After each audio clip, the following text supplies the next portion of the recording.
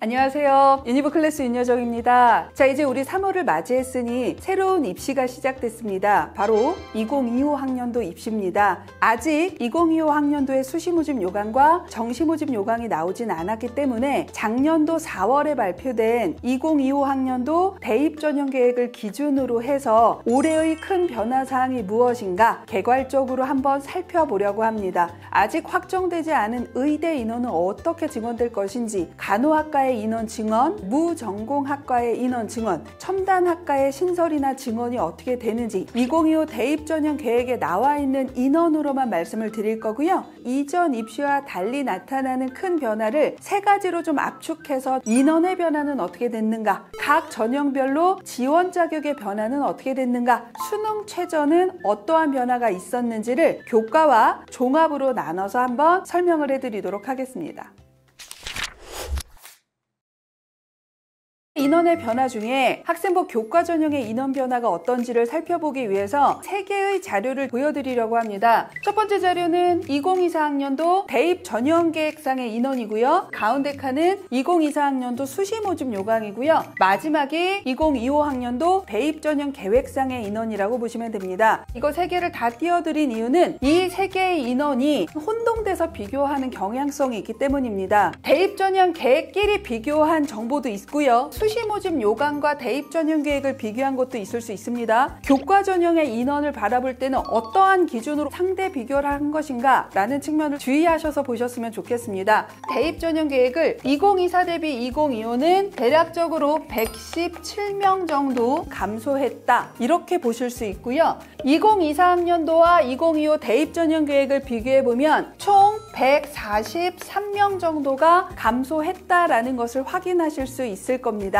어떤 것을 비교하느냐에 따라서 인원의 감소폭이나 증가폭이 다를 수 있으니 항상 자료를 보실 때는 그것을 염두에 두고 보셨으면 좋겠습니다. 학교별로 봤을 때 조금 증가폭이 크거나 감소폭이 조금 크다라고 하는 학교를 정리를 하자면, 증가폭이 가장 큰 학교는 건국대 99명 교과 전형에서의 인원 증가가 있었다, 이렇게 보시면 되고요. 감소폭이 조금 크다라고 볼 수 있는 학교는 고려대가 51명 감소했고요. 서울시립대가 34명 감소했습니다. 요 정보에는 나오지 않았지만 동국대도 23명이 감소하면서 증가한 학교보다 감소한 학교가 좀 큽니다. 다만 여기에서 좀 연세되는 특이 지점이 있습니다. 대입 전형 계획끼리 비교를 하면 1명 감소한 정도이기 때문에 감소폭이 크다라고 볼 수 없지만, 수시 모집 요강하고 비교를 해보면 26명이 감소했습니다. 어떤 정보를 비교하느냐에 따라 거의 변화가 없다라고 나올 수도 있고요. 인원의 변화가 있다라고도 나올 수 있는 특이한 학교가 연세대다, 이렇게 살펴보시면 되겠습니다. 종합 전형의 인원 변화는 교과 전형의 인원 변화보다는 증가폭도 감소폭도 조금 더 큰 편이라고 보시면 되겠습니다. 위에 있는 두 학교는 2024 대입 전형 계획하고 비교하면 인원의 변화가 없지만 수시 모집 요강하고 비교해 봤을 때는 인원의 변화가 큰 학교다라고 바라보시면 됩니다.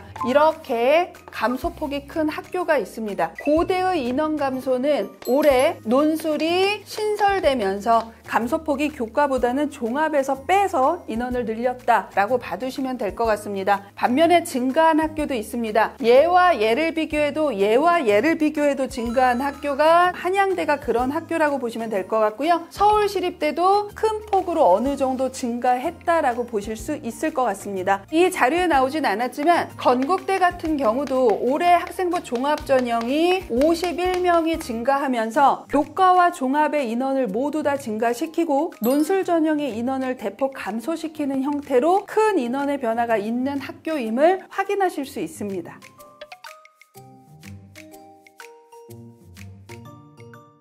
두 번째 변화 사항은 교과 전형, 특히 추천 전형에서의 지원 자격의 변화가 있는 학교를 간단하게 살펴보려고 합니다. 첫 번째 바뀐 학교는 고려대가 바뀌었다라고 봐두시면 됩니다. 고려대 같은 경우는 2024 학년도에 학년 제한은 고3으로 제한이 되어 있었고요. 학교별로 4% 이내로 추천을 할 수 있었다, 이렇게 살펴보시면 됩니다. 올해는 똑같이 고3으로 학년 제한은 그대로 유지되지만 퍼센트에서 명수로 바뀌었다 바뀌었다라고 살펴보시면 되는데요. 12명으로 바뀌었다 이렇게 보시면 됩니다. 결과적으로 학년당 인원이 300명이 될 경우에는 동일하지만 요즘에 300명이 되는 학교가 그렇게 많지 않은 것을 확인해 본다면 지원의 폭이 조금 더 확대될 수 있다. 즉 경쟁률이 조금 더 늘어날 수 있다라고 해석을 해주시면 될 것 같습니다.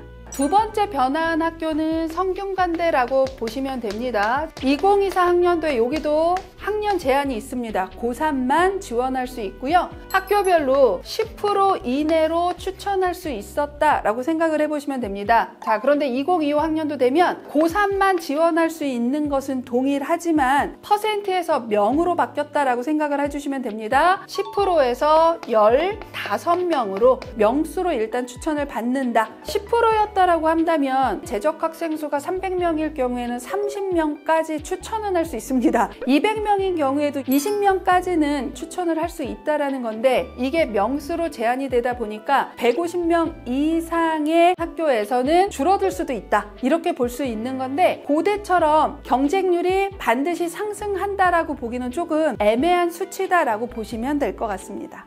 세 번째, 각 전형별 수능 최저는 어떻게 변화됐는지 한번 살펴보도록 하겠습니다. 교과 전형의 수능 최저는 변화된 학교 위주로만 좀 살펴보도록 하겠습니다. 서울대는 크게 변화된 거 없으니까 확인만 해주시면 될 것 같고요. 연세대는 수능 최저가 신설되었습니다. 인문 2합 4에 영어 3, 자연 2합 5에 영어 3. 그러면 이거는 활동 우수형에 거의 동일한 수능 최저가 신설이 되었다라고 보시면 되겠습니다. 자, 반면에 우리 고려대는 3합 7, 3합 7, 4합 5, 그 다음에 탐구 2개의 평균 모두 다 동일합니다. 하나의 차이점을 반드시 기억해 주셔야 되는 건 수학에서의 지정 과목이 폐지가 됐다라고 보시면 되겠습니다. 인문계열은 미적기하 확통 아무 걸로 다 맞출 수 있었는데 2024 학년도까지 자연이나 의에는 미적과 기하가 지정되어 있는 상황이었습니다. 이제는 확통으로도 수능 최저를 맞추는 데 있어서 제약이 없어졌다. 그래서 이러한 지정 과목 폐지가 있다라는 측면을 꼭 기억해 두셔야 될 것 같습니다. 성균관대도 2024하고 비교해보면 인문계열의 경우는 사탐 하나 필수 응시, 자연계열의 경우에는 과탐 하나 필수 응시로 수능 최저를 맞춰야 했다면 올해는 자연계든 인문계든 사탐으로만 수능 최저 맞춰도 된다는 뜻입니다. 이과계열의 경우 미적, 기하, 과탐이 지정되어 있는 편에서 점점 폐지되는 추순으로 바뀌고 있다는 것을 확인하실 수 있다라고 봐주시면 될 것 같습니다. 한양대 같은 경우도 올해 수능 최저가 신설이 되었습니다. 수학이나 탐구에서의 지정은 없습니다. 미적, 기하, 확통으로도 사탐, 과탐으로도 수능 최저를 맞추는데 제한이 없기 때문에 여러분들이 체크를 해 주셔야 되는 부분이라고 보시면 됩니다. 아직까지도 자연계열의 경우에는 과탐을 반드시 해야 한다거나 미적, 기하로 맞춰야 한다거나 라는 인식이 아직 많이 바뀌지 않았습니다. 그 인식을 바뀌시고 조금 더 등급이 유리한 과목들이 무엇인지 살펴보실 필요성이 있는 게 2025 학년도 수능 최저에서 나타나는 시그널이다라고 봐두시면 좋을 것 같습니다.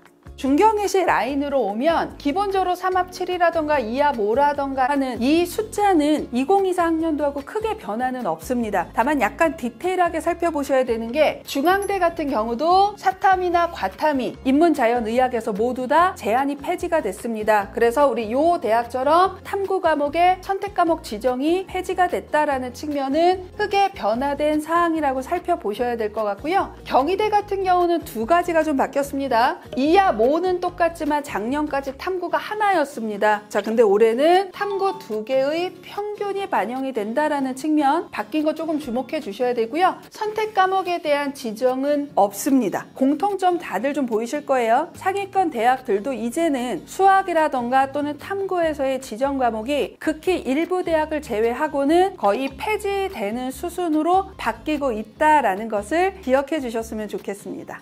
두 번째, 학생부 종합전형의 수능 최저는 어떻게 됐을까를 한번 살펴보도록 하겠습니다. 교과 전형은 상위권 대학에서 수능 최저가 없는 학교를 찾아보기가 어렵다면 종합전형의 경우에는 수능 최저가 있는 학교가 연대, 고대, 한양대, 이대, 시립대, 홍익대 이런 대학들만 수능 최저가 있다라고 보시면 됩니다. 그 중에서 2024 학년도하고 다르게 신설된 학교가 두 학교가 있다라고 보시면 됩니다. 서울시립대 서류형 수능 최저 신설됐고요. 한양대 추천형 수능 최저 신설됐습니다. 2024 학년도에서는 없었던 것들이기 때문에 이 두 개는 기억을 해주시고요. 2025 학년도 학생부 종합전형에서 수능 최저의 변화가 있는 학교들은 어떤 학교일지 간략하게 보시면 될 건데요. 연세대는 활동 우수형의 경우엔 바뀔 게 없는데 여기다가 제가 하나를 좀 써줘야 된다면 국제형이라고 하는 학생부 종합전형이 있습니다. 2합 5에 영어가 1등급이라고 하는 수능 최저가 있었던 것이 국제형이라고 보시면 됩니다. 국제형의 대표적인 하스 같은 경우는 정시로 80명이 훨씬 넘은 인원이 이월될 정도로 수능 최저를 맞추는 친구들이 매우 적었다라고 보시면 되겠습니다. 그래서 올해는 영어의 등급 제한이 1등급에서 2등급으로 완화되는 변화가 있었다 정도를 기억해 주시면 될 것 같고요. 고대는 변화 없습니다. 똑같구나 라고 생각을 해주시면 되겠습니다. 반면에 한양대는 교과 전형에서 말씀드렸듯이 수능 최저가 없는 면접형과 수능 최저가 있는 추천형으로 나뉘면서 수능 최저가 신설이 됐는데요. 교과 전형하고 동일한 수능 최저를 가지고 있다 이렇게 바라보시면 될 것 같습니다. 그리고 똑같이 수학이나 탐구에 있어서의 지정 과목은 존재하지 않는다는 것도 다시 한번 기억해 주셨으면 좋겠습니다. 이화여대 숫자의 수능 최저는 동일합니다. 하나의 차이점을 수학과 탐구에서의 지정 과목이 없어졌다라는 것, 요게 변화의 폭에서 가장 중요하다 보시면 될 것 같습니다. 또 변화된 마지막 학교가 시립대다라고 봐주시면 될 것 같은데요. 면접형은 수능 최저가 없고요. 서류형만 2합 5에 수능 최저가 신설이 됐는데요. 보시다시피 수학도 탐구도 지정 과목이 존재하지 않는다라는 것이 전반적인 특징이다라고 봐주시면 될 것 같고요. 홍익대는 큰 틀의 변화가 없다라고 보시면 될 것 같습니다.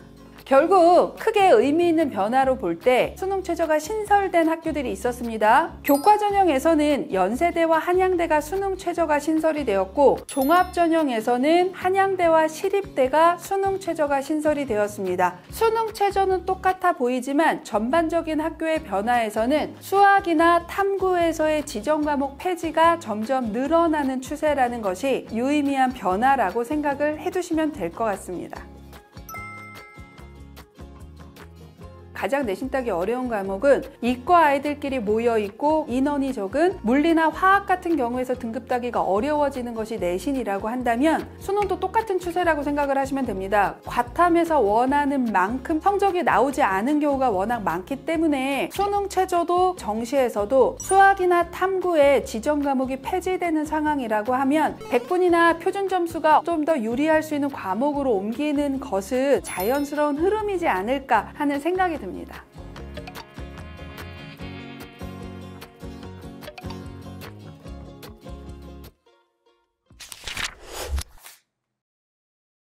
지금까지 2025 대입 전형 계획에서 중요한 변화 3가지를 살펴봤습니다. 수시 모집 요강이 나오면 각 대학별, 교과별, 종합별로 전형상의 변화까지 꼼꼼하게 말씀을 드릴 테니까 이 변화 위주로 좀 살펴보시면 되겠습니다. 저는 다음에 더 좋은 영상으로 찾아뵙겠고요. 구독과 좋아요 부탁드리도록 하겠습니다. 지금까지 유니브 클래스 윤여정이었습니다. 감사합니다.